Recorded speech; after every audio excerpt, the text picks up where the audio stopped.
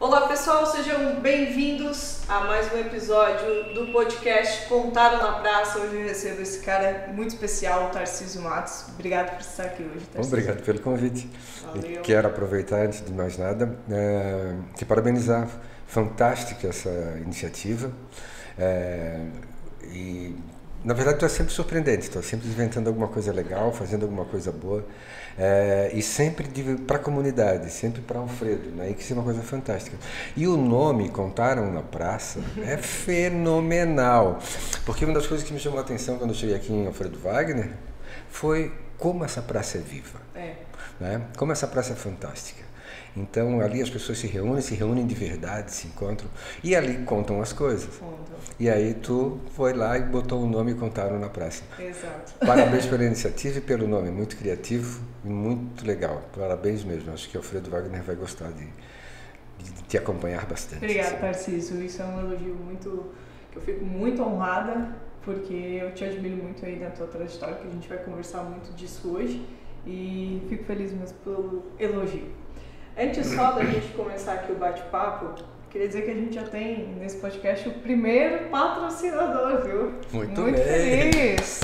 Muito obrigada, vou começar fazendo então a minha propaganda, né, do meu patrocinador, que é a FM Veículos. Então, se você procura um carro com garantia e procedência, um carro bacana, pode ser o preço que você tá ali, que cabe no bolso, com ótimas taxas de financiamento, não deixe de passar na FM Veículos, que fica lá na Rua do Comércio, bem pertinho do portal aqui de Alfredo Wagner. Não tem erro, é só passar lá pela frente, encontra lá o Binho, a Ricarda e todo mundo, um ótimo atendimento. Então, fica a dica, tá aí na tela, FM Veículos, Rua do Comércio, 235, centro de Alfredo Wagner, viu? Obrigada aí, Ricardo e Binho, por esse apoio aqui no podcast. Então vamos lá, vamos falar de vida, esse cara, as pessoas saberem por que ele está aqui hoje. O Tarcísio não é um alfredense raiz de nascença, mas é um alfredense que já se consolidou, tenho certeza disso. E assim, Tarcísio, eu fui pesquisar até um pouco da tua vida no Google para fazer aquela introduçãozinha. Fazer muita coisa, né? Uma trajetória aí já de muita coisa. Eu pensei, eu acho que eu vou deixar ele contar, porque... O Google hoje ele é fácil, né? Se mexer um pouquinho, ele te coloca ali, ele aparece ali, né? Mas o que eles falaram de mim? Olha, tem um Tarcísio Matos que não é tu, viu? Um cara fantástico, lá do Nordeste, um cearense. Escritor. Mais do que isso, é o letrista das músicas do Falcão. Olha só. Então, aprendi hoje com o Google que existe o Tarcísio Matos. Sim. Tão talentoso quanto. E aí eu tive que botar o Alfredo Wagner do lado, aí apareceu tu mais. Mas aí, enfim, né? As notícias ali são muito voltadas para o teu negócio, teu empreendimento de hoje. Mas eu sei um pouco das conversas que a gente já teve informais, da tua trajetória. Eu queria começar sabendo principalmente da tua vida como jornalista, né, nesse meio, já que eu sou, e eu acho muito legal ouvir as histórias de pessoas que já estão... Opa, a cachorrada aqui tá... Então eu queria saber como é que começou a tua vida na fotografia, junto com o jornalismo. Então, eu comecei no Jornal Estado em 1979, bastante tempo, né?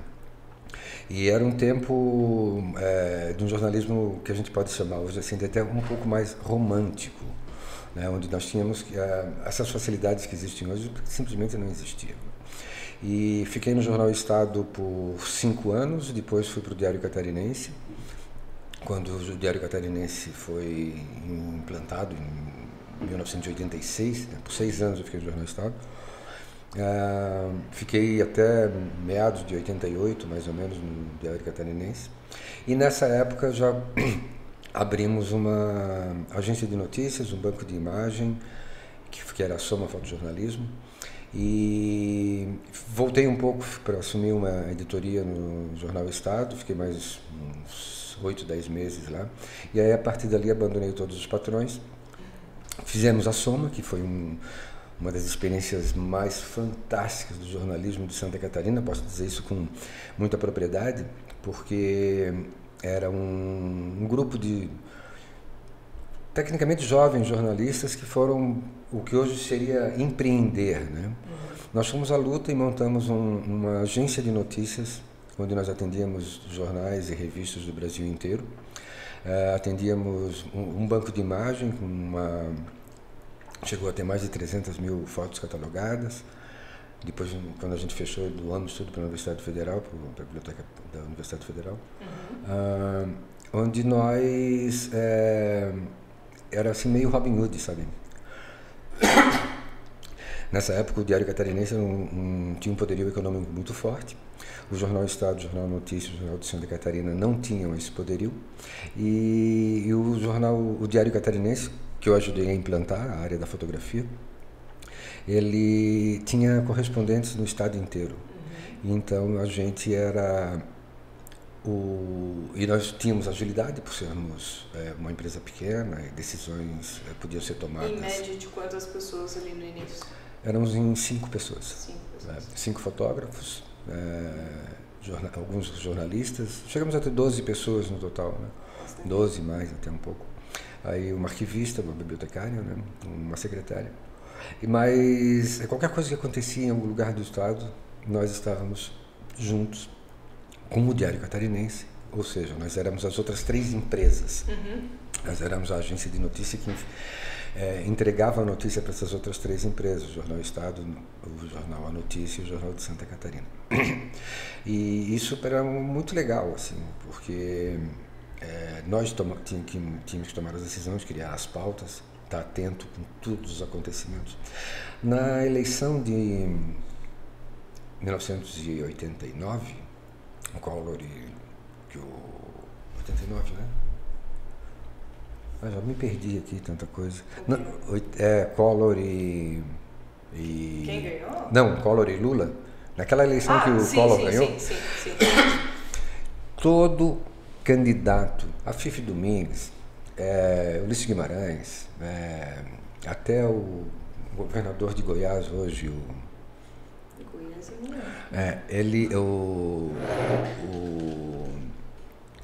o próprio Lula, o Collor, Brizola, que era candidato, pisava em Santa Catarina, tinha uma dupla da Soma Fotojornalismo, estava lá acompanhando e acompanhava. E se dividiam, tu falou que vocês estavam, né, no estado inteiro.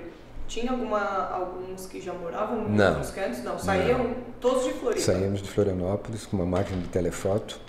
E partia para as coisas. Foi um momento muito, muito interessante, assim, para o jornalismo como um todo, né? Não só para nós como profissionais, mas era uma história bem, assim, eu acho que no jornalismo a parte mais orgulhosa, assim, da minha vida foi poder administrar, cuidar, criar essa agência de notícias, né? Porque fazia com que a gente estivesse sempre muito ligado.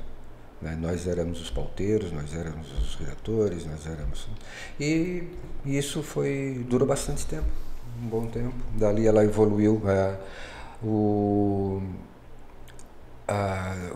Nós tínhamos esse banco de imagens, né, que a gente fornecia fotografias para diversas... Só para explicar como funcionava o banco de imagens, porque quando a gente hoje pensa com a tecnologia aí, é só acessar lá o site, está lá, né? Não. Como é que alguém... eu preciso de uma imagem tal, como é que ela ligava para vocês passavam essa imagem como para ela? Correio. Botava no Sedex e a editora lá em São Paulo recebia.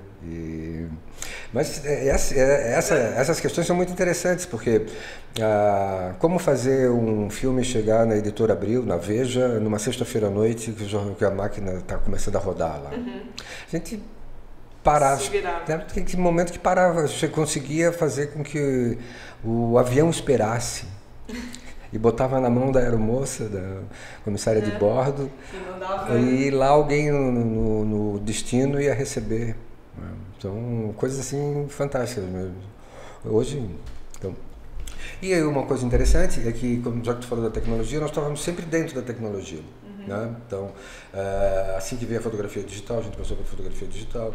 Primeiro a gente transmitia as fotografias através de um aparelho gigantesco chamado telefoto. Depois, quando veio a internet, quem manja de internet, então a gente transferia em arquivos a 2,8 KB por segundo, num modem discado, né, através de um sistema chamado BBS. Então, nessas partes tem... E depois posicionamentos também, né?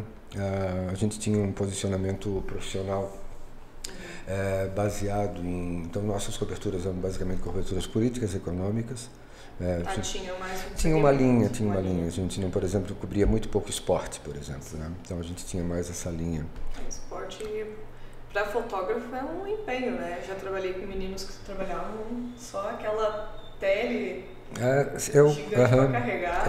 Eu fiz, trabalhando nos jornais, eu fiz muito esporte, muito mesmo, assim. Eu fiz uma Copa do Mundo, fiz algumas... Que massa! Qual Copa? A de 86, no México. Eu ia perguntar onde, eu não estava aí ainda. E aí, como é que foi? Me conta um pouco, já que estamos em período de Copa. Então, os momentos são muito diferentes, assim, das coberturas, né? Eu tenho amigos que fazem coberturas hoje, é muito diferente. Então, por exemplo, até a quantidade de fotógrafos num campo quintuplicou, assim, desde aquele tempo, né?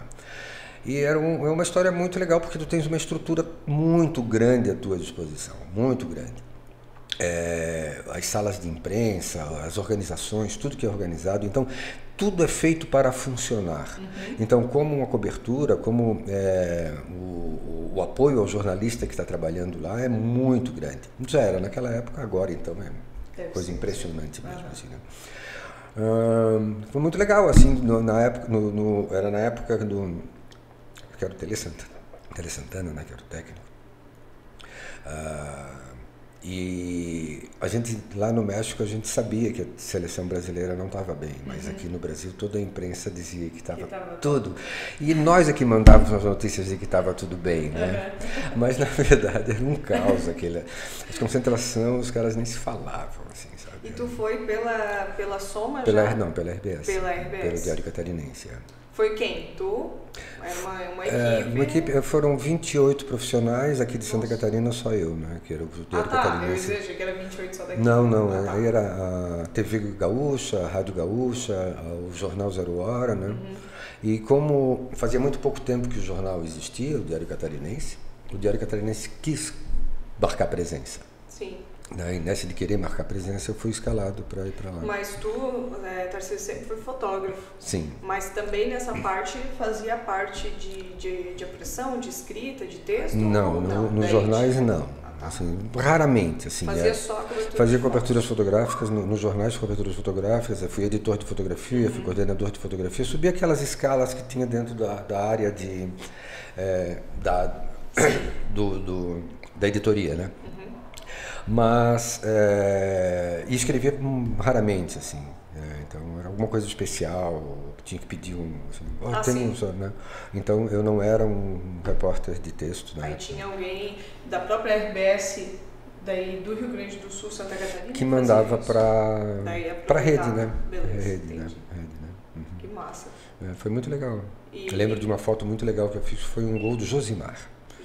Depois me manda, a gente coloca aqui na edição. Eu não sei se eu tenho, posso ver se encontro. Eu não tenho mais ela, assim, né? Então, ele fez lá da lateral direita, assim, bem quase no meio de campo, ele fez um golaço, assim, um golaço na gaveta. Eu estava exatamente atrás dele. Então, a foto era muito legal, porque a posição que eu estava, ela pegou praticamente o gol inteiro, mas a bola veio para cima de mim. Assim, então, o goleiro voando, a bola passando por ele, lá atrás o placar, marcando o placar do jogo. Perfeito. Sim, o enquadramento foi muito feliz, assim, muito sortudo mesmo. Uma sorte de estar ali. Agora, ainda assim, em relação à cobertura, eram umas coisas impressionantes, né? Então a gente está falando como é o fato, né? Está lá a imprensa mundial inteira. Então, fotógrafos do mundo inteiro.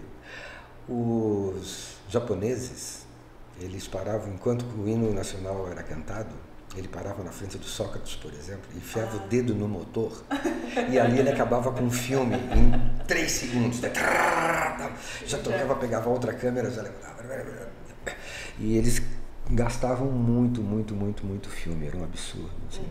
nós, os tupiniquins, né, assim, com pouco dinheiro comparado com o dinheiro dos investimentos, sim, das coisas, era um absurdo. Mas conseguisse tietar alguém assim, chegava perto? Não, chegava perto normal, assim, normal mesmo, assim, mas como eu não sou... tu não era repórter, então da questão do tietar, né? Eu não tenho uma ligação forte com o futebol. Eu ia te perguntar se tu gosta, né? Porque também tem... Eu manjava bastante porque fazia parte da minha profissão, sim, mas não era assim, eu nunca fui fanático. Eu fui fanático por futebol entre os, acho que 10 e 11 anos. Meu pai era botafoguense e figueirense. E eu me tornei botafoguense e figueirense. Eu ia perguntar se tu ia virar havaiano. Morando ali pertinho. Volúvel, eu acho que eu nunca tive uma capacidade de ser assim um torcedor fiel. Teve naquele ano o Botafogo perdeu para o Vasco por 2-1 numa final, eu abandonei o Botafogo e não quis mais saber de futebol. Chega. Mas aí chega a Copa, a gente dá essa... Não, o futebol é muito legal. Eu acho que pelo clima, às vezes não é nem pelo... Acompanhei, assim, eu tinha uma boa posição profissional dentro dos veículos que eu trabalhei sempre, assim. Então eu era escalado para grandes histórias.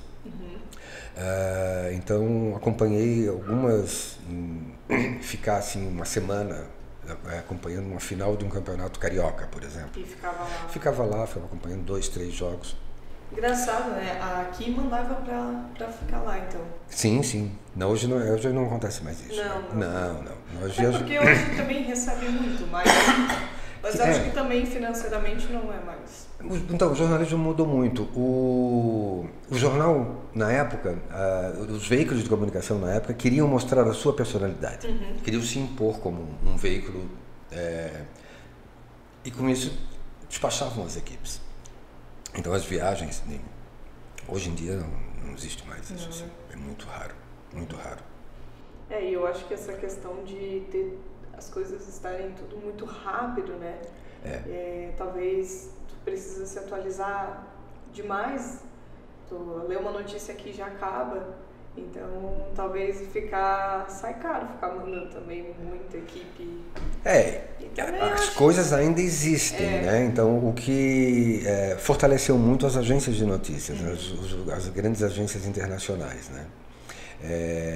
Isso está muito fortalecido justamente porque os veículos locais, mesmo grandes veículos mundiais, até de outros, estão mandando muito menos, mandam mais as suas equipes para fazer umas coberturas especiais, por exemplo, cobertura de alguma guerra.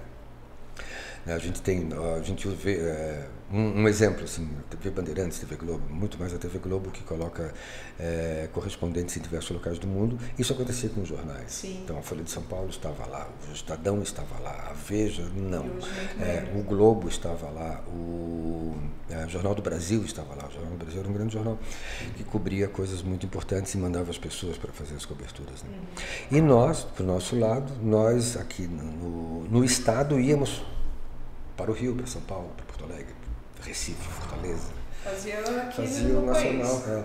Então a gente acompanhava os grandes eventos de nacional ou seguia o clube da cidade. Então, o Diário Catarinense, por exemplo, tinha correspondentes sede em Joinville, Criciúma. Onde o Joinville fosse, o fotógrafo do Joinville ia atrás. Onde Sim. As assessorias que a gente tem hoje, né? Não é assessoria, meu Deus, que vergonha. Não sabia falar. Os correspondentes? Não, tipo de time que tem o que é... Setoria. Setorizado. Ali. Então era basicamente isso. Então, Então, aí... eu viajava bastante por Santa Catarina. Muito mesmo. Conhece muito. Uma vez um amigo me perguntou se eu conhecia todos os municípios. Eu disse, acho que não, né? Aí ele disse, eu conheço 280 e pouco, faltava pouco. Eu disse, não, eu não sei. Mas eu acho que pelo menos uns 200 municípios ou mais, assim. Então, e aí, um trajeto que eu gostava de fazer, mesmo quando essa estrada não estava pronta, era usar a BR-282 para ir para o oeste. Tá, então, na época, tinha um trecho que ficava ali perto de Rancho Queimado, que não tinha asfalto, mais um trecho ali no Alto da Boa Vista, que não tinha asfalto, e pequenos trechos de mais um trecho do Rio Canoas, ali antes de ir até Lages, uns 40, 50 quilômetros, sem asfalto. Sem asfalto. Mas eu não me importava e vinha e pegava essa estrada. Achava bonito. Porque tinha uma coisa que me chamava muita atenção. E o quê? O Vale do Rio das Águas Frias. Olha, assim, então eu vinha eu entrava pela 282 ali em Lages, pegava 40 quilômetros de uma estrada horrível, depois pegava o asfalto e vinha naquela parte plana que vem até Bom Retiro ali, assim, aí nisso eu vinha sempre num pau, vinha assim, porque vinha, não tinha motivo. Não quero. Quando chegava ali, mais ali no Rio São João, por ali, aí eu começava a diminuir. E muitas vezes eu parei num terreno que assim, tu consegue botar o carro ali e olhar e ver esse vale todo e a cidade aqui embaixo. Parava para fumar um cigarrinho, parava para comer alguma coisa. Teu ponto. Um dos locais assim que eu parava para dar assim, porque eu gostava, achava lindo demais isso aqui. Quando a gente encontrou esse terreno, eu falei, não acredito, cara, não acredito. E hoje eu moro, aonde eu parava, dá para enxergar onde eu moro. Eu ia perguntar, onde tu parava, era ali perto da tua casa mesmo? Um pouquinho mais em direção ao Trevo, dá 1 quilômetro para cá, mais ou menos, ali assim. Tem uma rocinha de cebola, que as pessoas de Alfredo vão saber exatamente quem é. Eu já fui lá uma vez, mas descendo a BR ali, passando ali um pouco antes nosso terreno, ele faz limite com a 282, ali onde tem aquela antiga local para fazer compostagem de lixo. Compostagem de lixo. Ali na Água Fria? Só que no BR-282. Tá, sei. Tá, então o nosso terreno é limite com aquele terreno. Tá. 1 quilômetro adiante, à direita, dá para sair da estrada e entrar numa roça de milho que tem ali. E ali tem uma visão fantástica da cidade incrustada no vale. Que ainda tem, né? Tem. Eu sempre passo ali, realmente, um lugar que eu penso, nossa, como dá para ver bem. Exatamente. Né? Era ali que tu parava, então. Ali que eu Mas parava. na época, ali ainda era estrada de chão. Não, já era asfalto. Já era asfalto, aqui, tá. Eu achei que tu ia, quando falou de estrada de chão, descia ali na estrada da Água Fria mesmo. Ali parava ali. E depois tocava a viagem. Né? Mas o impressionante é que era assim, que eu adorava esse pedaço da estrada. E aí vim morar exatamente embaixo de onde o local que eu parava para curtir. Só antes da gente chegar aí na parte como tu veio parar em Alfredo, eu só queria te fazer uma pergunta. Tem alguma cobertura que te marcou muito, que dentre tantas que eu acredito que tu tenha feito, mas tipo assim, tanto por ter sido boa, feliz, ou por ter sido talvez uma tragédia, que foi, não que é bom, mas que como profissional tu teve todo aquele sentimento de estar lá, cobrindo um momento crucial, né? Tem alguma que pode dizer que essa é o que me marcou? Eu não sei se, mas tem algumas, né? Por exemplo, a enchente de 1983. Né? Blumenau? Do Blumenau e, na verdade, do estado inteiro, né? Aquela enchente foi... assim, as águas começaram a subir numa quinta-feira. Nessa quinta-feira eu trabalhava de manhã no jornal. O Orestes Araújo era o chefe de fotografia. Ele disse, olha, tá enchendo lá em Palhoça. Nossa. E eu fui até Palhoça, no loteamento, as coisas lá, e estava enchendo, a maré estava cheia e também aqueles rios ali. Quando nós voltei para a redação, a informação de que estava tudo inundado. Já aqui pro Vale. Já pro Vale. Aí eu peguei o Celso, o repórter, e passei em casa, peguei umas mudas de roupas e tocamos para Blumenau. A ideia é chegar em Blumenau. Pegando ali a rodovia de Itajaí a Blumenau, não a 470, mas a outra rodovia antiga, logo no comecinho ela já não passava mais. Voltamos, passamos por lá, por Brusque, já com um pouco de água em alguns pontos da estrada, e paramos em frente à linha Círculo, em Gaspar, e não tinha mais como passar. Aí conseguimos voltar, fomos para Itajaí. Nossa, que E de Itajaí mandamos material, fotos, mandamos um carro, levou os filmes para Florianópolis, o Celso mandou as matérias pelo Telex. E daquela hora mesmo nós decidimos ir para Navegantes, o aeroporto, porque eu acreditava-se lá que seria a base dos bombeiros? Conseguimos chegar bem em Navegantes e achamos que não ia ter problema, voltamos a Itajaí, dormimos e na manhã seguinte voltamos para Navegantes. E lá foi instalada realmente uma base de operações, porque não se chegava mais em lugar nenhum, né?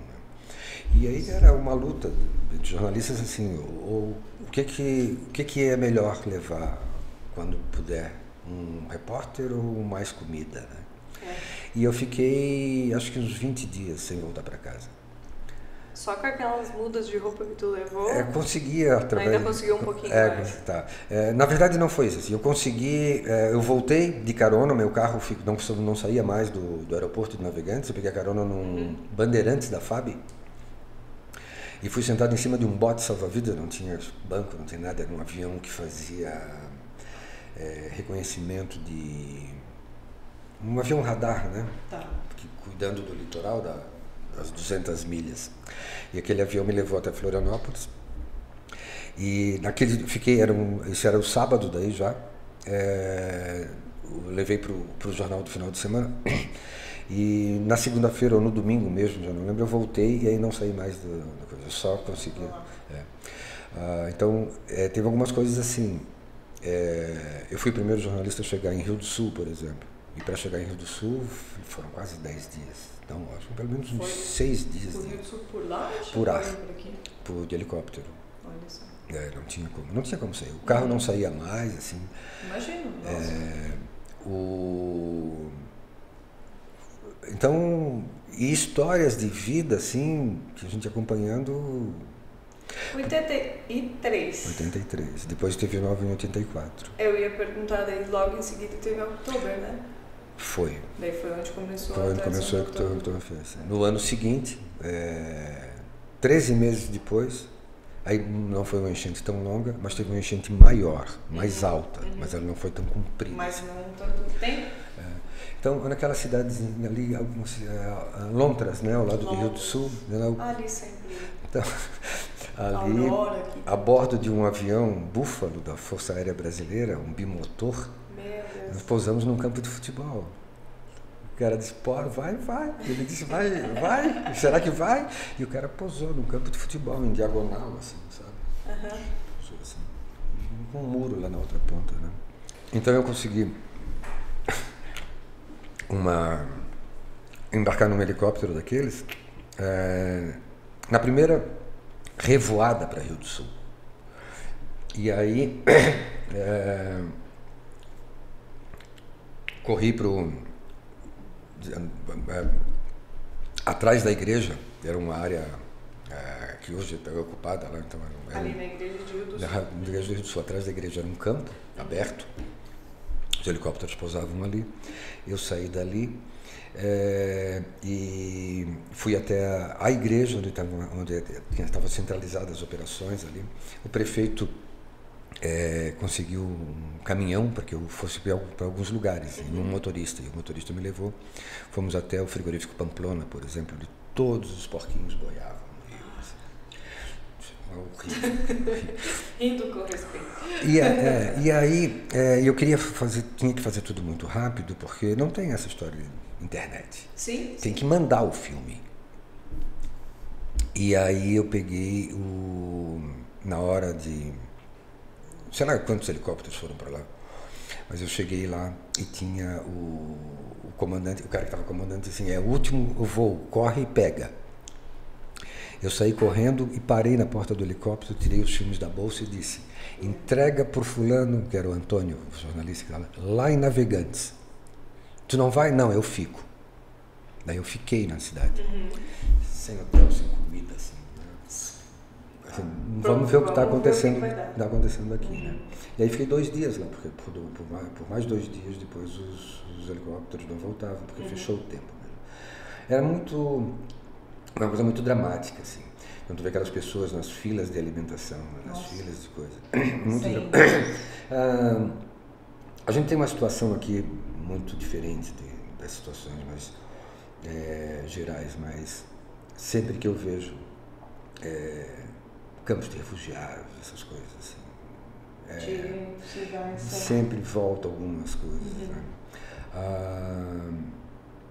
Foi bem assim, forte aquilo tudo. Profissionalmente, para mim, foi muito importante também, porque foi aí que eu consegui uma certa visibilidade nacional pelas coberturas que eu consegui fazer. E aí, a partir daí, passei a ser correspondente de diversos veículos grandes, internacionais também. E eu acredito que tenha sido mesmo aquelas coberturas feitas por enchente, a forma como eu fiz a cobertura que tu de enchente. conduziu, que tu se entregou, né? É porque a fotografia, ela, por exemplo, tu tens uma enchente, então tu tens um monte de área alagada. E o que a gente mais vê é um deserto de água. Mas dentro desse deserto de água tem pessoas. Tá? Então a minha cobertura foi uma cobertura baseada nas pessoas. O que essas pessoas estavam fazendo? Onde é que elas estavam? Como é que elas estavam sofrendo? Como é que estava essa dor delas? Como é que estava a esperança delas? Né? Então as fotografias retratavam um pouco disso. E isso era uma visão um pouquinho mais aprofundada do que aquela visão de mostrar aquela quantidade gigante de água. Que talvez no diário a gente deixe passar essa visão, né? Às vezes as pessoas acham que é só pegar um celular, apontar e fazer uma foto, mas é muito mais que isso, né? A gente vê que fotografia contam histórias, né? Só uma fotografia pode contar toda uma história com texto, não precisa ter texto, né? Então, eu andei lá no meio dos Yanomamis, no norte de Roraima, né? Lá onde agora aquela novela... Que novela está no ar agora? Não, que era Império. Ah, sim, que tinha negócio de extração de diamantes. Lá no Monte Roraima, então, aquela região por baixo ali, andei bastante ali. Numa época bem difícil, foi bem no comecinho do governo Collor, quando tinham milhares de garimpeiros invadindo lá, né? E a gente pensou que isso ia acabar. Eles voltaram tudo para lá agora. Né? Então, lendo as matérias, vendo as matérias que hoje, o que está acontecendo hoje lá nas regiões de garimpo ilegal dentro da Amazônia, o que está acontecendo com os Yanomamis, aqueles ataques aos Yanomamis, os hospitais, as doenças, os estupros e todas, sabe? Isso eu acompanhei, fui lá, estava lá, está tudo de volta. Em algum momento tu teve medo, assim, de ser ameaçado, principalmente em lugares esses que muita gente fala? Lógico. Aqui. Então, em 2 momentos eu saí corrido de lá, assim, um dos momentos foi em São Gabriel da Cachoeira, que saí corrido mesmo. Tava assim, sozinho também? Tava sozinho. E em outro momento foi o jornalista que estava me acompanhando, que estava comigo, ele não foi, em Boa Vista, e eu consegui chegar num garimpo, num desse garimpo ilegal, numa dessas pistas clandestinas, e voltei. No que eu voltei, a gente ia ficar mais alguns dias lá em Boa Vista. No que eu voltei, ele estava no aeroporto, com todas as malas e dizendo, vamos embarcar já. Meu Deus. Então, os nossos disfarces foram descobertos. Né? A gente vai ter que se ir passando por algumas coisas. Sim. Para alguns tu diz quem tu é exatamente, para outros tu não pode dizer quem tu é exatamente. Né? Então, para aqueles que a gente não podia dizer quem nós éramos exatamente, eles não gostavam muito quando descobriram. Tu não é aquele rapaz que me falou. Mas eu acho isso, assim, óbvio que quando a gente sabe que mudou muito, mas eu acho muito legal saber essas histórias, porque dentro do jornalismo que a gente vive hoje, é de tu resolver os problemas mais perto, né? Claro que tem os correspondentes, jornalistas que vão longe, mas aí são pessoas que já estão muito lá em cima, né? Era mais fácil. Mas assim, hoje tu ser um pequenininho e estar longe, era mais fácil. Não tem essa... Porque havia um investimento maior no jornalismo, né? As empresas investiam mais. Hoje eles querem que a gente faça tudo com o celular, né? Que a gente seja repórter, cinegrafista, o próprio motorista do carro, tudo, né? Claro que ajuda muito hoje tu ter isso, mas também não é tudo, né? E a gente tinha sempre uma questão profissional, assim, cada um faz a sua parte, né? Então, eu sou isso, eu vou fazer isso e o patrão vai pagar. Acho que falta muito isso. E aí... É melhor não falar. Não, então isso mudou demais, assim mesmo, sabe? Não tem comparação. E a cozinha dos jornais também, né? Eu não sei como é que está a cozinha de um jornal hoje. A cozinha era trabalhar lá dentro, né? Trabalhar aquele fervo dentro da redação, as coisas acontecendo, tu descobrindo as coisas e indo e tendo que fazer. E uma responsabilidade muito grande que havia com a questão da... Existe um excelente jornalismo hoje no Brasil. Ainda existe um jornalismo muito bom, um jornalismo feito por algumas empresas bem legais. E até que investem. Né? E também o jornalismo independente também é muito forte, né? Por outro lado, existe também uma picaretagem gigantesca que foi muito facilitada por tudo. E que está bem evidente. Está bem evidente. Então, os veículos grandes, eles não podem colocar em risco a sua credibilidade, porque eles são sustentados por uma cadeia comercial, uma cadeia... Então, eles não podem colocar em risco o jornalismo sério. A sua credibilidade. Porque a partir do momento que ele é identificado como um jornalismo não sério, ele vai perder receita, vai perder coisa. E tem empresas gigantescas, né? E uma coisa, Tarcísio, que eu acho também que hoje as empresas estão tendo mais esse cuidado é de, acima de tudo, a vida do repórter, né? Que nem as coberturas de guerras, por exemplo. Antes eu acho que o repórter estava mais louco lá no meio, né? Hoje eu acho que... Então, acho que não é bem assim, é um pouco isso, mas acontece que é muito mais restritivo hoje. Né? Então, quando a gente fala cobertura de guerras, quais guerras a gente está falando? A gente tem uma guerra mediática hoje fantástica, que é essa guerra presente aí. Né? Sim. O jornalista não chega no lugar. Né? Não chega. Então, a cobertura de ambos os lados é uma cobertura que é limpa, assim. Raramente tu vai ter. Em coberturas de guerras anteriores, por exemplo, a gente pode buscar algumas conflitos recentes aí, não era tão difícil o repórter chegar na linha de frente. Chegar lá. Na linha de frente, né? As coisas que se identificam mais o repórter? Sim, ele vai ter que passar por muitas barreiras, né? E vai ter que ser credenciado, ele vai ter que ser... E normalmente ele vai elevado. Dificilmente tu vai ter condições de pegar o teu carro e vou lá para o campo de batalha. Vou lá. Não vai passar. Né? E passava antes, né? Então existem diversos livros muito interessantes que contam passagens, assim, coberturas de guerra, né? Onde nada parecido com o que acontece hoje. Né? Mesmo assim, ainda se mata jornalista em guerra. Sim, nossa. Eu admiro muito o Ian Boechat. Sim. Da Band, né? O cara tá sempre infiltrado. E ele é nosso, da UFSC. Então... Um orgulho nosso, que a gente gosta muito quando tem essa comunidade da UFSC, que tem alguém lá, né? Que a gente se sente tão perto da pessoa. Nós estamos lá. Não, isso é muito legal. E mais outras, assim, algumas coisas bem mais humanas, mas mais...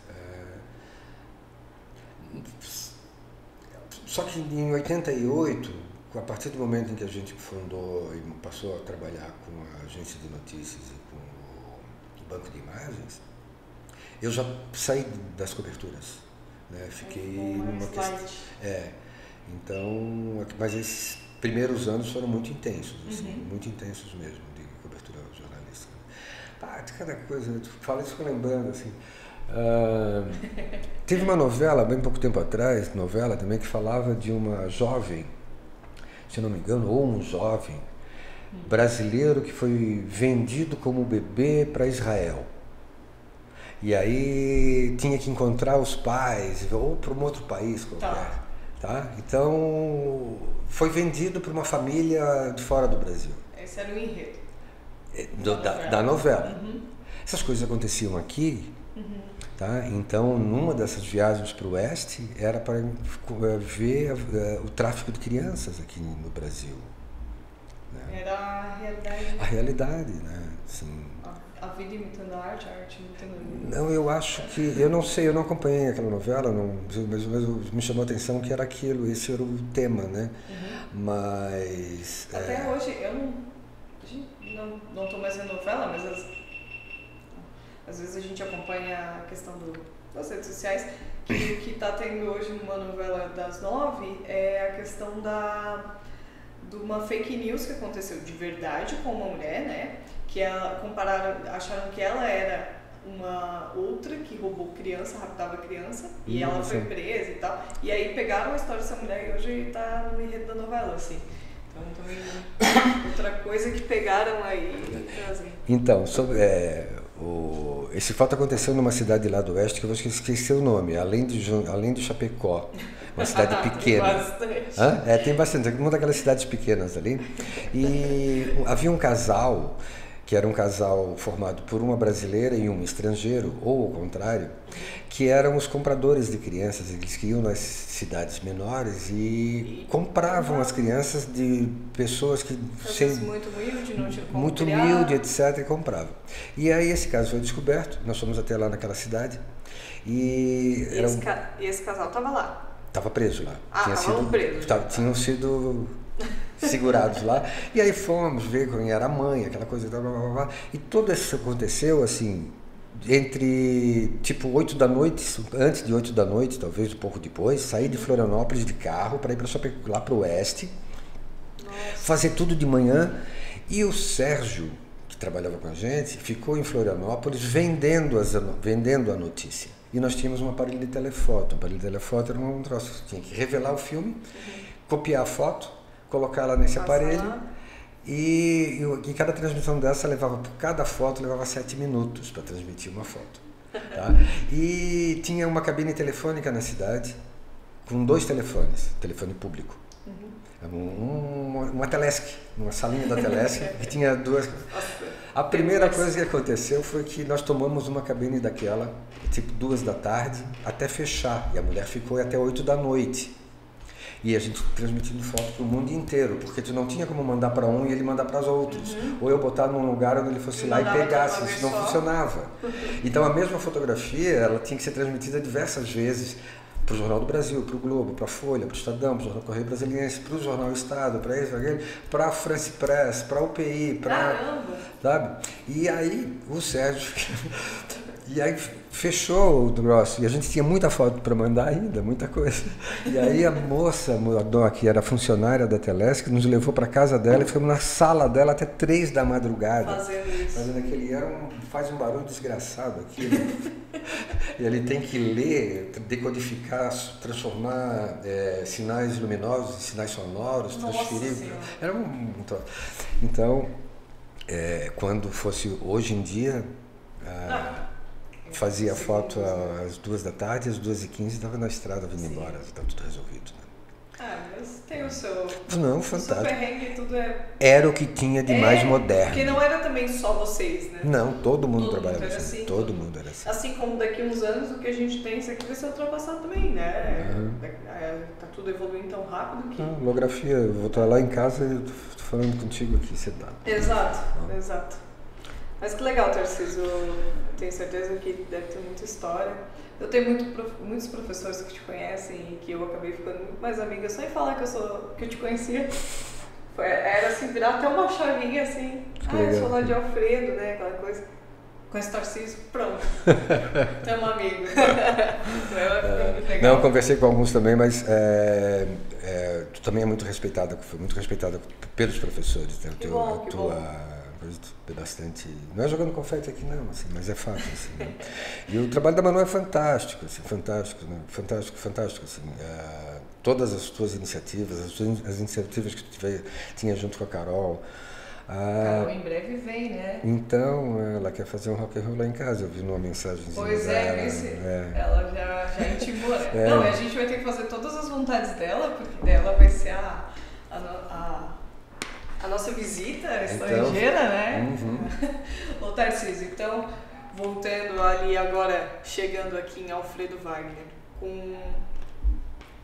tu passou e, tipo assim, tava ali à venda ou realmente assim, não, eu quero comprar um sítio e tu já veio pra cá com a intenção de ser daqui? Não, num determinado momento, o que fazer da vida, né? Tinha uma grana, tá? Mas tinha todo o trabalho sendo feito lá. Isso era 2005. Então, em 2005, saímos a procurar coisas. E encontramos o terreno aqui da Dona Negra e do Seu Pita. Meses procurando algum lugar. E foi eu colocar o olho no terreno e disse, é esse. É aqui. É aqui, né? Aí o terreno ficou ali por 1 ano e pouco, praticamente abandonado. Assim, depois fizemos uma modificação na casa. Era a casinha da Dona Negra. A casinha da Dona Negra. Tiramos ela da beira da estrada, levamos um pouquinho mais para baixo ali e ampliamos um pouquinho, mas é a mesma casa, né? E aí como é que virou uma pousada? Então, só o terreno não era legal, precisava mais coisa. E aí eu pensei em plantar frutas. O Jean trabalhava aqui na Ipagre. Ele conhecia ele aqui, ele falava, Jean, vamos lá dar uma olhada no terreno que a gente comprou lá. Aí eu queria plantar fruta, ele disse, é muito pequeno, não vai dar nada.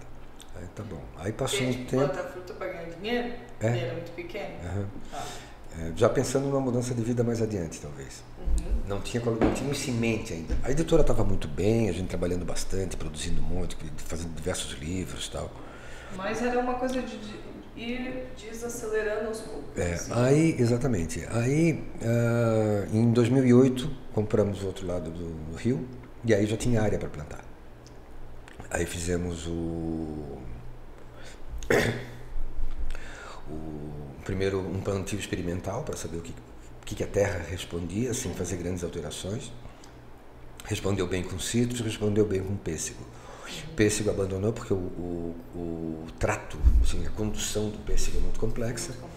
E só mais tarde a gente foi saber também que a condução dos citros também é complexa. Todas elas são complexas, mas é muito mais fácil tu tá longe e deixando as tangerinas crescerem do que estar longe e deixando os pêssegos crescerem. Então partimos para o citro e plantamos em 2011 o primeiro plantio de 400 mudas de clemenulis. Algumas pouquinhas, assim, uns 40, 50 de pocã, alguns limões sicilianos e tal. Mas tu já conhecia clemenulis? Não, essa é uma história bem legal. Porque saindo a resposta que deu ou pêssego ou citro, qual citro? A primeira coisa foi qual? Limão. Ninguém compra. Não. Vai na feira, compra 2 limões para fazer uma caipira e para temperar o peixe. Acabou. Só. Laranja, tem muito. Tangerina... Fica na portinha ainda da geladeira. Chega a ressecar ali, cortadinho, fica a ressecar. E a tangerina, se a tangerina for boa, tu coloca uma dúzia na tua frente e não para de comer. E aí, qual tangerina? Aí começamos a fazer. Eu ia na feira, comprava no inverno, comprava 5, 6 tipos de tangerina, levava para o escritório e a gente fazia degustação. E quando chegava o verão, comprava tangerinas importadas. E nas importadas apareceu a clemenulis.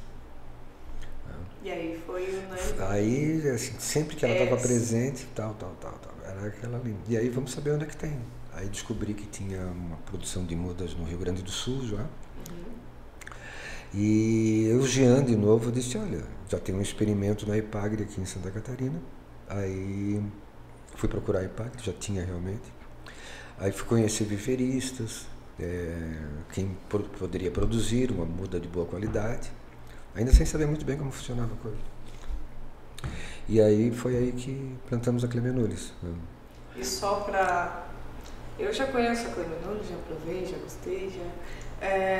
Só para explicar para o pessoal quais são as características da Clemenole. Ela é uma tangerina de origem espanhola, é a Clementina de Nules. Nules é uma cidadezinha do tamanho da Folha do Wagner, 10 mil habitantes, um pouquinho ao norte de Valência, numa área que é muita produção de citro,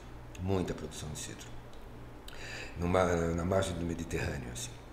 E lá havia uma plantação de clementina. A clementina foi a primeira tangerina sem sementes da história. Ela foi obtida pelas mãos de um cara chamado Clemente Roudier, no final do século XIX, na Argélia. Ela foi levada para a Europa e a Europa adotou essa clementina como a fruta principal deles lá. Em relação a citros, não tem como. Como no Brasil a gente coloca o pêssego na mesa do Natal, lá as clementinas estão na mesa do Natal. Aqui na tua casa agora já é também, né? Não tem no verão, né? Aqui, lá o Natal é no inverno. Daí não rola. E aí, nessa cidadezinha de Nules, na década de 50, ocorreu uma mutação espontânea de uma árvore de clementine. Criou uma fruta maior, mais doce e menos ácida. E deram a ela o nome de Clemenulis, a Clementina de Nules. Então é essa fruta que a gente tem ali. Todo ano, lá em Nules, acontece um Festival Nacional da Clemenulis. Que massa. E a pandemia não deixou a gente ir. Não, a gente estava tudo organizado para ir para lá. Então, por 2 anos, né? E agora não temos condições agora, vou tentar ir no ano que vem, não 2023, mas talvez 2024. Sim. Quero ir lá colher Clemenulis. Eu ia perguntar se tu já tinha ido, mas então a ideia estava ali em 2020. Não, a gente estava pronto para ir para lá. E aí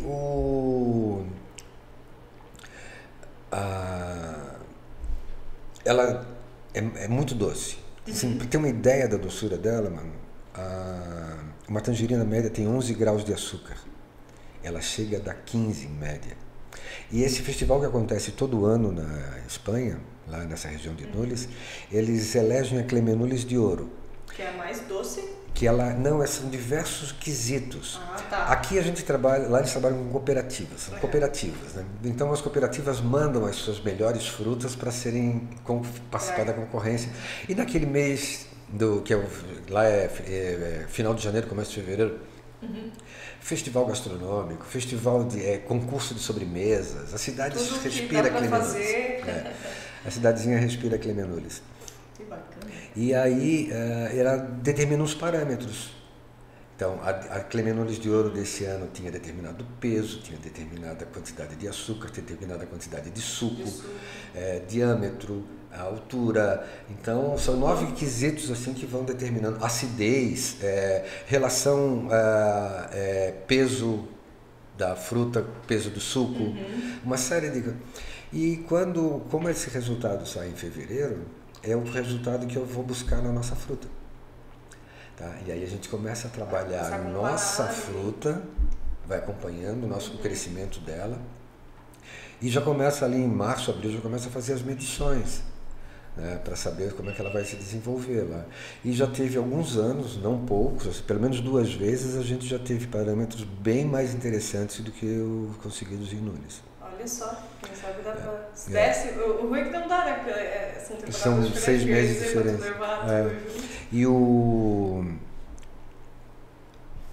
Para poder plantar Clemenulis aqui, existe Clemenulis em outros locais do Brasil, né, em alguns outros locais. Tá? Santa Catarina também já tem. A produção é muito pequena ainda, assim, mas tem.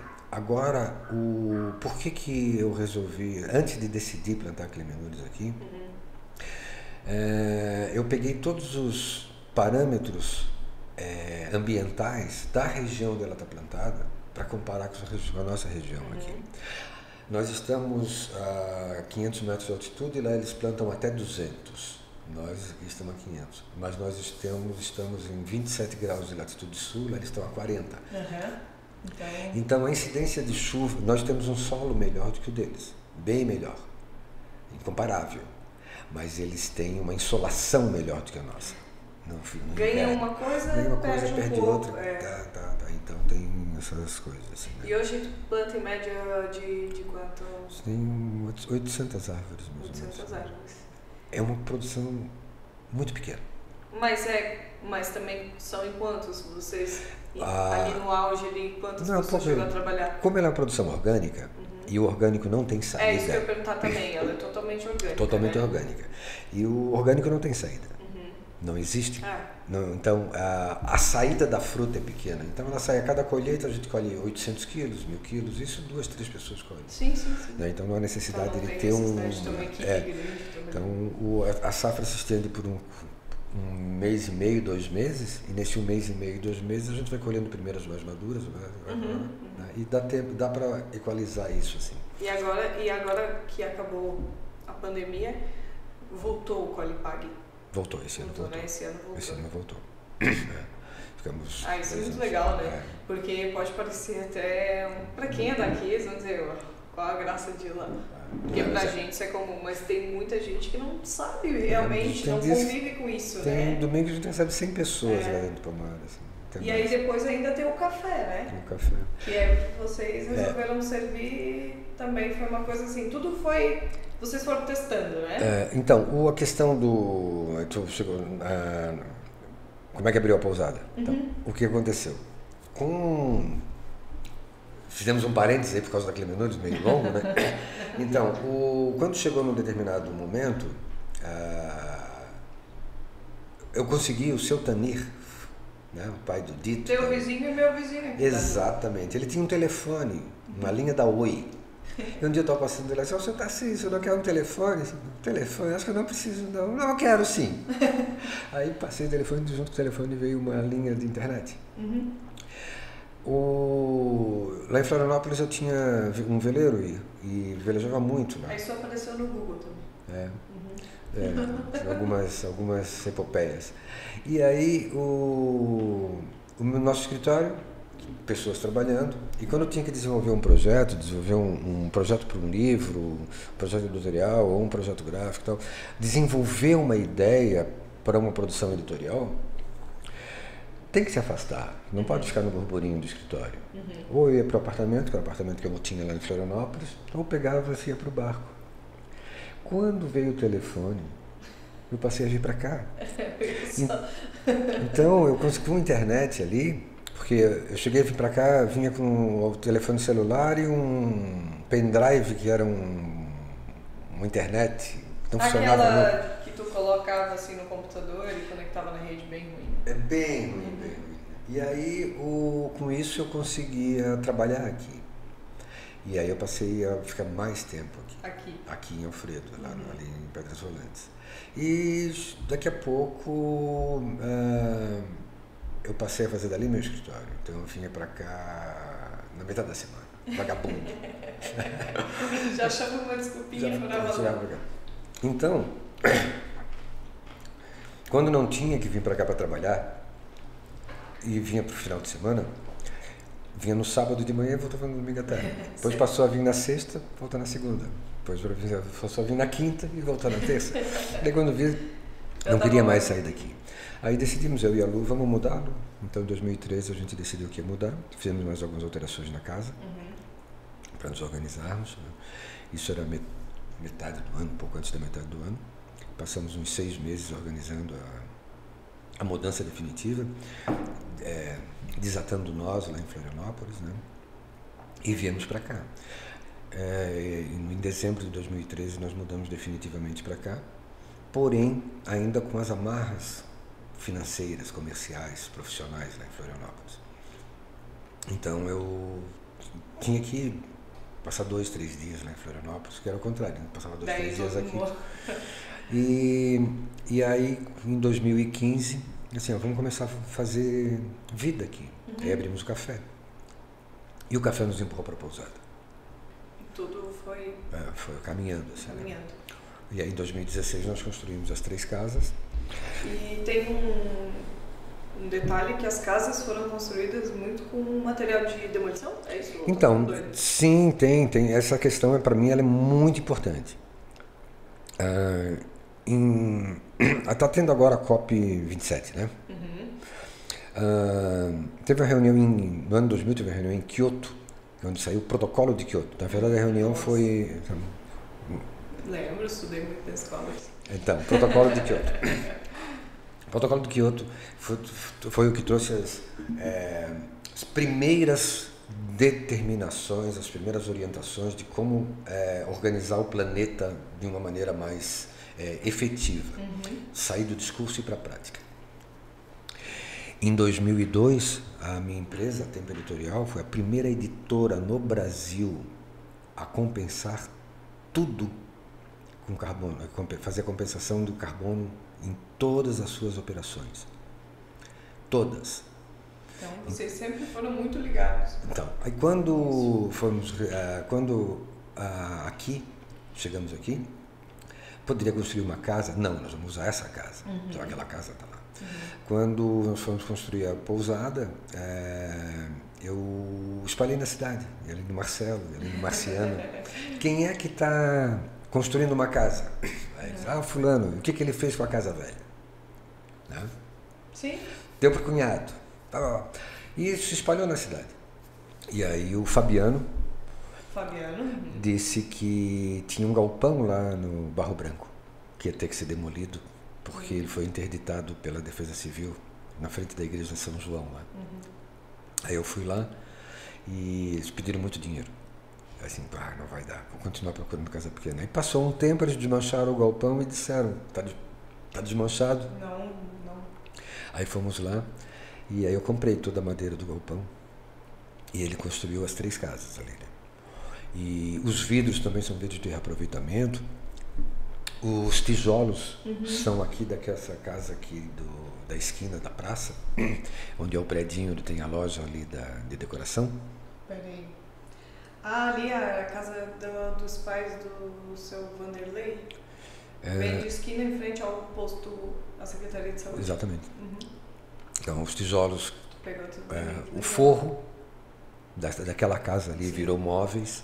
Era um forro de angelim bonito, forte, lindo. Então... E muita coisa tu também foi aprendendo a fazer, né? A questão de cadeira... Então, aí tem essa coisa também. Quando nós fomos fazer o café, a gente decidiu que o café era um café que ia ter a nossa cara. Eu não ia comprar móveis, a gente ia fazer os móveis. Eu não ia comprar mesa, a gente ia fazer as mesas. Eu não ia comprar louça na loja, a gente ia pedir louça. Aí fomos procurar ceramistas, encontrar umas louças de família, recuperar algumas coisas. E aí, para ter uma personalidade bem própria, assim, até porque o próprio cardápio do café ele é muito pessoal, assim, a gente não tem nada copiado ali. Sim. A gente inventou tudo, testou, inventou. Então, para abrir o café, a gente levou uns 4, 5 meses, assim, inventando coisas. E porque isso também dá vida, né? Isso para nós também. Uma característica Aqui em Alfredo Wagner eu me descobri amante da marcenaria. Então, onde era o ranchinho do seu Pita, lá onde ele deixava as vaquinhas, é a minha marcenaria. E uma coisa que vocês, acredito, me corrija se eu estiver errado, é que vocês nunca conviveram também com questão de ter galinha? Galinha nós temos, nunca. Não. Lá na cidade não. Minha mãe tinha, quando eu era criança, tinha no quintal. Você e a Lu, não. Era uma coisa totalmente... Urbanoide convicto. Urbanoide convicto mesmo, assim, sabe? E aí veio pra cá e toda uma chave de muita coisa, né? Mas o bom disso, mano, é que tudo foi como a gente... Foi gradativo, né? Não foi um impacto, um baque. Pronto, vamos agora. Não. Talvez se tivesse assim, não teria dado certo. Não teria dado certo. Não, na verdade, o Pedras Rolantes, o sítio, o lugar, a cidade, ela foi nos conquistando. Ela foi nos buscando, ela foi nos trazendo, foi nos amarrando aqui. Então, essas âncoras que a gente criou aqui são âncoras muito fortes mesmo. Assim. E eu acho muito, muito legal assim, a valorização que vocês dão aos produtos locais. Quando a gente vai lá tomar um café, o salame é da família aqui do... A minha GoPro tá fazendo barulho. Da família do Ratão. O queijo... Eu não sei se mudou, mas quando eu fui... Não, a gente... né? O que não é daqui é o trigo, o açúcar. Sim. Mas o que não é porque não tem. Exatamente. Também se tivesse seria. Também seria, né? Então isso, a mão de obra toda que a gente utilizou para fazer tudo quando precisou e quando precisa. Material de construção, tenho caderneta no Marcelo, né? Desde que chegamos aqui. Sim. Marcelo, Marciano, então não tem... é uma coisa fantástica, assim, né? Então, usando como exemplo o Bepler, né? Eu falo com o Jair a hora que eu quiser, mas eu não falo com o dono do Angeloni. Sabe? O Marcelo, eu ligo para o Marcelo, o dono da Cassol nunca vai me atender. Sim. Tá? Tem uma diferença muito grande. Né? Essa até é a questão da caderneta, né? A gente poder marcar, pagar uma vez e leva para casa, e não deu, vem trocar, né? Que é só a cidade pequena permite isso. Né? Então isso é muito vivo, né? E é uma característica que Alfredo tem que manter, assim, sabe? Sim.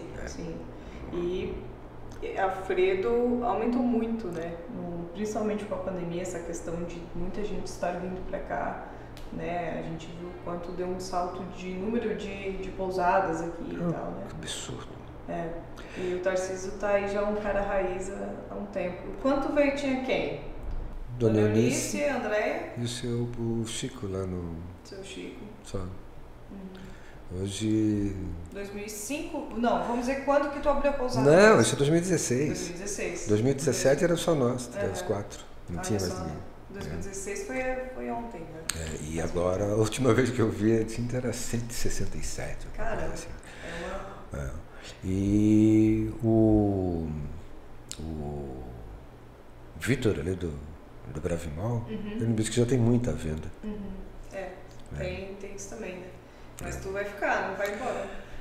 Eu não pretendo, não, de maneira alguma, né? E por que Pedras Rolantes? Acredito que tem a ver com Rolling Stones. Mas tu é muito fã, o que é? Ou não tem nada a ver? As pedras do Águas Frias rolam, a gente ouve lá de cima. Lá de casa a gente ouve as pedras rolando quando dá em cheia.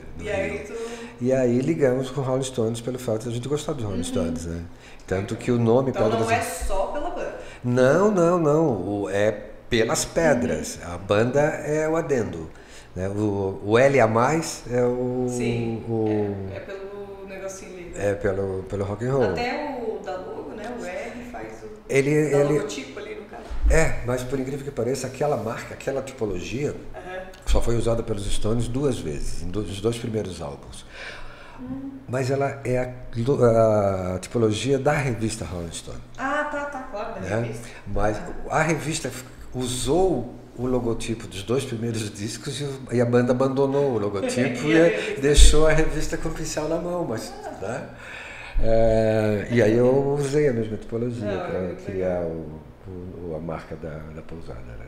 É muito legal ali, sabe? É uma coisa fantástica porque a gente gosta de receber pessoas, sabe? E a gente construiu para nós. Assim, como eu vou gostar? O que eu gostaria de fazer? Sim, então, não para só agradar os outros. As nossas conversas para criar as diretrizes de como vai ser e tal, ela era baseada assim, no que nós achamos, sabe, o que seria legal para nós. Então, hoje ninguém mais cobra de cachorro, mas a gente sempre incentivava a vinda de cachorro. Massa. Né? Incentiva mesmo. Assim, E vocês hoje acomodam até quantas pessoas? É pouquinho. E não vai crescer, 8 pessoas. 8 pessoas. São 3? 4, 2 e 2. Assim, mais criança, né? Sim. Mas não, não tem nenhuma intenção de ampliar nem nada, assim. Porque... É que também, assim, claro, eu não sei o tamanho do teu terreno, mas a partir do momento que tu começa a fazer uma casinha do lado da outra, também acaba perdendo um pouco daquela questão da privacidade. Não, espaço tem, o que não tem é o seguinte, ela tem que ser do nosso tamanho. Ela não pode ser maior do que eu e a Lu. Porque daí a gente tem que aumentar também. Tá, aí, sabe, se ela ficar maior do que nós, a gente tem que ter o nosso tempo ali, a gente tem que ter a nossa não privacidade, mas o nosso ambiente. Nós temos que curtir aquilo ali. Sim. Viver o Pedras Rolantes, viver o sítio. Não ficar só cansado, né? Então a gente não pode... Então, essa parte da nossa vida nós já passamos, né? De ter um monte de gente trabalhando, de ter coisa, não, essa parte da vida, né? essa parte da vida já foi. E tu assistiu o podcast dos meninos, né? E a gente estava comentando que a questão do festival de inverno foi, assim, eu me surpreendi quando eles falaram, porque como sou de outra geração que não era quando eles tocavam, e eles falaram que eles voltaram a tocar por conta do festival, que faz que me surpreendeu, assim, porque... Aquilo foi muito legal. Foi muito legal, e assim, foi muito legal que foi uma coisa que tu trouxe, claro, com toda uma equipe que se formou, eu não, nem boto méritos pra mim, porque eu tava sempre mais no bastidor, tava estudando, não tava aqui, mas foi uma galera que botou a mão na massa, mas que foi uma visão que também veio muito dessa tua vivência de lá de fora, de também trazer pra cá, né? Bem, naquela época eu era presidente do conselho e a gente... Eu não tenho uma característica assim, que era, vamos fazer? Vamos, então tá, então depois a gente combina como fazer. Disse, não, vamos fazer já. Isso aconteceu com o pedal dos soldados. Ah, quem sabe lá, quando a gente faz um pedal dos soldados? Não, vamos fazer já, mas vai dar, quando dá? Daqui um mês está pronto. Então tinha esse... Sim. Não vou fazer. Tipo, não vou me enrolar. Vamos fazer. Aí a gente inventou e fez aqueles pedais dos soldados. E o festival de inverno, era o início da discussão sobre turismo no Alfredo Wagner. Na verdade, um segundo momento de discussão sobre o turismo no Alfredo Wagner, porque no começo, acho que em 2000 mais ou menos, teve um movimento, uma tentativa, porque houve um prefeito que era o senhor... eu não, não nome dele. Não. O pai do Serginho, seu Sérgio? Não, aquele senhor alto que fazia parte do conselho, ele participava. Ah, tá, era do conselho, não. Ele era prefeito na época? Não, ele foi prefeito nos anos 2000. Meu Deus, quem? Daqui a pouco eu vou lembrar o nome dele. O seu Vanderlei. Ele faleceu, acho que em 19. Aquele faleceu? E aí, ele tinha uma visão que ele queria construir um observatório de estrelas, ele queria fazer algumas coisas. Você tem muito cara de ser o seu Sérgio? Seu Sérgio, exatamente. O pai do Serginho, seu Sérgio Viagem. Seu Sérgio. E a gente conversou bastante naquela época. Então, naquele momento lá, ele teve uma visão de tentar organizar. Foi quando a Andréia... O museu também foi dessa época? Foi dessa época também. E aí chegou em 2016, 2015, 2016, teve um segundo movimento de tentar organizar alguma coisa, foi criado o conselho, recriado o conselho, e meio falador que eu sou, na reunião de organização do conselho, acabei sendo convidado para ser o presidente. E aí fiquei ali 2 ou 3 anos, eu não lembro muito bem. E nesse meio tempo surgiu a história do festival. Que festival a gente vai fazer? Festival de Alfredo para Alfredo. Vamos mostrar para Alfredo o que Alfredo tem. Então essa era a ideia. Mostrar as comidas que Alfredo fazia, mostrar as coisas que as pessoas produziam aqui. E a música. E aí teve uma discussão, mas não tem músico? Tem. Não tem. Vamos começar a pensar se tem ou se não tem. E eu não conhecia ninguém aqui. Sim. Tá, quem é que toca alguma coisa? O outro ele tinha uma bandinha, vamos falar com ele. E aí foi indo, daqui a pouco faltou gente, faltou dia, na verdade. Sim. E uma delas foi a dona Eunice assim, meu filho tinha uma banda. A Carol, alguém disse já no ato, mas eles eram muito legais, vamos conversar com eles então. Aí reuniu. Até porque a ideia nem era ter uma banda formada, tinha gente que gostava de cantar, que chamava o que tocava, né? E aí chegava lá e fazia uma apresentação. Então, não era necessariamente uma banda. E a ideia também era... isso gerou uma certa discussão e... Que bom que daquele momento, hoje é um outro momento, né? Aquela minha proposta foi vencedora nas votações, né? Eu perco muita votação em reunião. Mas aquela foi uma... Eu perco direto. Mas estou sempre fazendo uma regra, né? Estou sempre ali. Estou sempre fazendo uma proposta. Mas aquela foi vencedora naqueles 2 anos. No terceiro ano já acho que tive uma mudança no termo. Que a música tinha que acontecer na praça. A partir do 12:30. E até 1h15. Até a hora que começava a escola ali. Então, por que eu perguntei do 12:30? Alfredo tem uma característica fantástica que fecha tudo ao meio-dia. Uhum. Fecha, ótimo. Meio-dia, as 2 fechadas. Quem trabalha no caixa do supermercado vai almoçar em casa e fica sabendo se o filho foi bem na escola, se teve algum problema. O cara que trabalha em qualquer lugar, ele vai para casa, almoça em casa com a família, dá uma descansadinha e volta. Quem mora mais longe vem para a praça. Almoça, vai num dos restaurantes, almoça e vem para a praça. E dá um tempinho na praça. Aí começava a música. Por que não meio-dia? Meio-dia e meio, para dar tempo de almoçar. A gente comer. Tocou o sinal, tem que parar. Sim. 45 minutos de música por dia. E a ideia inicial era fazer 2 vezes por semana, deu 6 vezes por semana. A gente mal engolia a comida e já estava ali. Já estava ali, né? Então estava... E aí, e não foi só a banda deles que sobreviveu a partir dali, tem mais, né? E a banda deles até era a banda de encerramento, daí ficou até como uma tradição, o encerramento do festival, a banda daí era no sábado à noite, né? Assim, já começava de tarde, se estendia até a noite. E essa praça era incrível, ver quanta gente estava ali. E outros conjuntos permaneceram, né? Que foram reunidos naquele momento e estão tocando juntos até hoje ainda. A feira. A feirinha, né, que acontece hoje na quinta e sexta, né? Nasceu no Festival de Inverno. Era muito legal também a fotografia. A fotografia. Também. Nossa, é muito legal ver o olhar das pessoas para o Alfredo Wagner, né? E o Festival Itinerante, né? Nossa, era muito legal. Então, que era... Nossa, era tanta coisa que eu já nem lembrava mais do Festival Itinerante. Então, tinha o Festival Gastronômico, né? Que cada dia alguém fazia um prato diferente. Aí conversar com as pessoas... Não dá, mas se o cara chegar lá e quiser comer outra coisa... Não, nesse dia não tem, é só um dia. Só um dia. Sim. Aí convencia o dono do restaurante a naquele dia fazer exclusivamente aquele prato. Então, tem quem fez panqueca. Uma noite de panqueca, lotou as noites de panqueca. Ele botava panqueca no cardápio. Né, que não tinha. Noite de porções. De porções. Era algo bem específico Então, naquele dia, e aí faltou dia. E era legal porque levava o público para esses lugares que muitas durante vezes 2 semanas, de segunda a sexta, a cidade se deslocava para um restaurante, se deslocava para o outro, se deslocava para o outro. Pobres de nós que estavam na organização e tinha que ir em todos.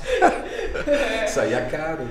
Saía caro. Mas meu, dá muita saudade, muito mesmo, assim, porque eu lembro que às vezes coincidia com as minhas férias da faculdade, às vezes não, mas eu ficava louca pra vir pra cá, pra participar. E a ideia era justamente essa, de Alfredo para Alfredo, né? Para que Alfredo se conhecesse, para que as pessoas... Tinha as trilhas e o pedal também. Pedal, né? E aí acabava também trazendo... O pedal traz muita gente de fora. E agora, uma pena que logo em seguida veio a pandemia, aí deu uma coisa e não aconteceu de novo. Tomara que logo alguém reassuma ali. Que era muito legal mesmo e acredito que hoje já teriam muito mais talentos ainda se apresentando, porque, nossa, pandemia 2020, então a gente já está esse tempo todo aí sem podendo experimentar novas. Com certeza mesmo. Assim. É muito legal, essa cidade é fantástica. E essa nossa praça tem história. Tem história que eu não posso nem contar aqui, porque aí a gente teria que pagar um advogado. Cadê o homem? O advogado aqui, se o Jonas quiser ficar, mas é melhor não. Mas, Tarcísio, ficaria horas aqui conversando contigo, porque eu sei o quanto de história tu tem, mas a gente precisa encerrar também, porque senão a gente vai ficar madrugada. Quanto tempo a gente está falando já? Quanto tempo nós já estamos Nem sei, tá tocando ainda. Deixa eu ver aqui. 1 hora, eu acho que é 1h21. Caramba, que rápido. Pois é. Mas aí eu queria te fazer uma pergunta. Como tu vê o Tarcísio, a Lu, as Pedras Rolantes, daqui 10, 15 anos? Não tenho muita... não tenho essa visão, né? nós estamos com 60 anos, daqui 10, 15 anos a possibilidade de nós até não estarmos mais presentes não é pequena, né? Mas hoje a gente tem saúde, tem vontade, tem planos. Então nós temos planos ainda. Então a gente ainda não está pensando como é que a gente vai descansar. Não chegou esse momento ainda. Então eu acho que, como eu disse para ti, não quero ampliar a pousada, mas quero fazer muita coisa ali. Né? Quero transformar aquele lugar num lugar de algumas artes. Quero transformar aquele lugar num lugar de algumas conversas. Né? Continuar trabalhando muito na questão ambiental, na questão da terra, da fruta. Essa fruta, ela para mim, ela é uma mola propulsora ainda das coisas que eu tenho para fazer, das coisas que eu tenho que... Então eu não consigo ver assim a gente daqui 10, 15 anos, mas porque a gente tem muitos planos ainda, tem muita coisa para fazer. Que bom. Ainda não chegou o momento da gente pensar em parar, né? Que bom, eu fico feliz, porque Alfredo Wagner só tem a ganhar com todas essas ideias que tu traz. Tu sabe Contaram o que na praça? Não sabe a história da Rua Velha, da Estrada Velha? Depende. Bem, então é o seguinte. Ainda quando o Naldir era prefeito, eu procurei por ele e disse: Naldir, vamos fazer demarcação na estrada. Lembra da nossa conversa nesse sentido? Assim, demarcação, porque ali as pessoas vão caminhar ali. Aí tá, não deu certo, não caminhou e tal. Falei com o prefeito atual também, com o prefeito não, falei com o secretário. É ótimo, vamos levar adiante e tal, mas acabou não andando. Aí você sabe de uma coisa, eu vou fazer um orçamento. E não foi caro. E nós colocamos a cada 250 metros ali na Água Fria, a partir da ponte até a BR-282, saindo lá perto da entrada da Lomba Alta, a cada 250 metros mais ou menos tem uma plaquinha. Plaquinha indicando... Andei 256 metros, faltam 4.000 e pouco para chegar no final. Tá? E quanto subiu, então tem 3 informações: quanto já caminhou ou correu, quanto falta para chegar e quanto subiu. Então, são 158 metros de diferença entre a ponte e a BR. Nossa. Então, quando você está caminhando ali, e muita gente caminha ali. Muita gente, E a partir do momento que a gente colocou essas plaquinhas, eu tenho notado que mais gente tem ido caminhando. Então, fica um convite para os alfredenses. Então, a Estrada Velha, ali na Água Fria, agora é a Estrada da Saúde, tá? Olha Quem só. precisar, tal. E o Maso, nosso vizinho, organizou uma fonte, então tem uma fonte ali que passa. Ainda dá para tomar uma aguinha ali, né? Dá para tomar. Nós plantamos algumas frutíferas na beira do caminho. Vamos plantar, eu estou fazendo esse ano, acho que umas 200 mudas de hortênsias. Quando chega na época, elas vão para a estrada também. Então, isso aí a gente inventou. A Lu pegou, vamos fazer, Lu, vamos fazer. Saímos, medimos, fomos com o GPS, medimos ponto a ponto e tal. Eu acho muito legal essas sacadas que tu tem, assim, que às vezes não é que outros não têm, mas tu vai lá e coloca a mão na massa, que é essa questão que tu falou: vamos fazer o pedal? Vamos. Não, mas vamos. Né? Aquela coisa. E vai lá e faz, e às vezes as pessoas depois que pensam: poxa, mas era tão simples. Mas ninguém fez. E eu acho isso que eu te admiro muito nessa parte de tipo, não, eu vou fazer, eu vou insistir. Às vezes não é tu que faz, mas tu insiste para tu fazer. E é assim que as coisas surgiram, e muita gente daí depois que vai, embarca e vai junto, assim. Eu tenho essa característica assim mas eu também deixo para lá muita coisa. Aí é questão de fazer o quê, né? Mas, Tarcísio, mais uma vez fico muito, muito feliz, porque eu, como jornalista, tenho em ti também uma inspiração de tanta coisa que tu trabalhou, de tanta coisa ainda que tu faz, mas como profissional de jornalismo, né? Saber de tantas pessoas que eu também admiro, que tu caminhou junto. Tem uma outra coisa fantástica, assim, que Alfredo me deu. Eu editei os 3 livros da Carol. 3 dos livros da Carol. Né? Que foi fantástica. A Eva Schneider. A Eva, sabe? Então, conheço a Eva, é minha... Quase uma netinha. Cara, coisas... A mãe. Cara, fantástico, assim, tá? Então, a Carol confiar para que eu editasse o livro. Carol, eu tenho certeza que ela também tem esse mesmo sentimento. Assim. Então, essa Eva precisava ganhar um mundo mais, assim, né? Porque ela é uma personagem de uma série de Disney. Poderia pegar a Carol, a Eva e transformar. Ela não está muito longe, né? Quem sabe ela dá um pulinho lá e vende, né? Porque quem não conhece a Eva Schneider, os livros da Eva Schneider, as histórias, as aventuras da Eva Schneider, na verdade, um tá para ser lançado ainda, né? Tem mais um. Tá lá em casa. Né? Acho que se dependesse da Carol, ela escreveria um por mês, porque ela tem uma criatividade que às vezes eu fico, cara, como é que tu pensou nisso? Não, é fantástico, assim. Né? E tudo dentro de Alfredo, né? E a nossa história, é isso que eu acho muito legal em Alfredo, que é uma cidade tão pequena e se criam tantas coisas, né? As pessoas gostam mesmo daqui, têm orgulho de falar que são daqui, apesar de todos os problemas, mas todas as cidades possuem esses problemas. Às vezes os meus amigos riem e dizem que eu vou ser a prefeita de Alfredo Wagner, mas é porque a gente, quando sai daqui, a gente quer falar, a gente tem necessidade de falar, não, mas lá em Alfredo, e aí no fim parece que a gente já virou, quer ser o prefeito mesmo, né? Mas não, é a questão de ter orgulho, que tem cidades que às vezes é do mesmo tamanho que a nossa e não tem isso que a gente faz, né? Que o pessoal daqui faz. E além de que a gente é contemplado com uma natureza incrível, né? O local que aqui é premiado mesmo.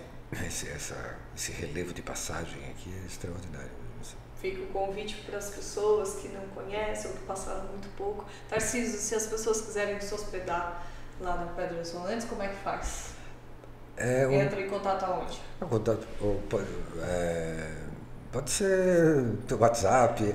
Escrever Pousada Pedras Rolantes vai aparecer. Né? Vai aparecer o Instagram, vai aparecer o Facebook, vai aparecer o site. Rolantes com 2 L's. Né? Vou botar na edição aqui. Então, escrever Pedras Rolantes vai aparecer. Não existe outras Pedras Rolantes no Brasil. E o café sempre aos domingos? Sempre aos domingos. E também tem que reservar? Tem que reservar, porque a gente faz de acordo com a demanda, né? Então não é um café... Sim, não é que está lá aberto. Não é um buffet, né? É um café que é servido mesa em mesa e a gente prepara ele por demanda, né? Legal. Pessoal, sério, vale a pena. Peguem um dia, se não puderem pegar um fim de semana, mas venham passar um dia aqui, oferece tantas coisas, passa o dia, conhece a gruta tal, lugar tal, e daí toma um café lá no Pedras Rolantes. Sempre é bom, principalmente quem está em Floripa, hoje é um pulo, né? Uma hora e pouco tá aqui, então dá pra sair da rotina e vir pra cá. Agradeço muito, então, tua vinda. Pessoal, não se esqueçam, por favor, de compartilhar, deixar o like. Porque eu sempre esqueço dessa parte de se inscrever no canal e tudo mais. Sei como é que a gente tem. A gente tem a TV Pedras Rolantes, né? E eu sempre esqueço de dizer. Quando eu vejo alguém falando assim, faz isso aqui, o sininho ali, isso. Aí eu só lembro depois que tá postado lá, meu Deus do céu. Mas é isso aí, gente. Não se esqueçam de fazer isso, porque isso é muito importante para dar engajamento. E que o podcast, claro, continue com muitas pessoas importantes e que eu admiro aqui sentado nessa mesa, assim como o Tarcísio. Obrigado. Obrigado, Tarcísio.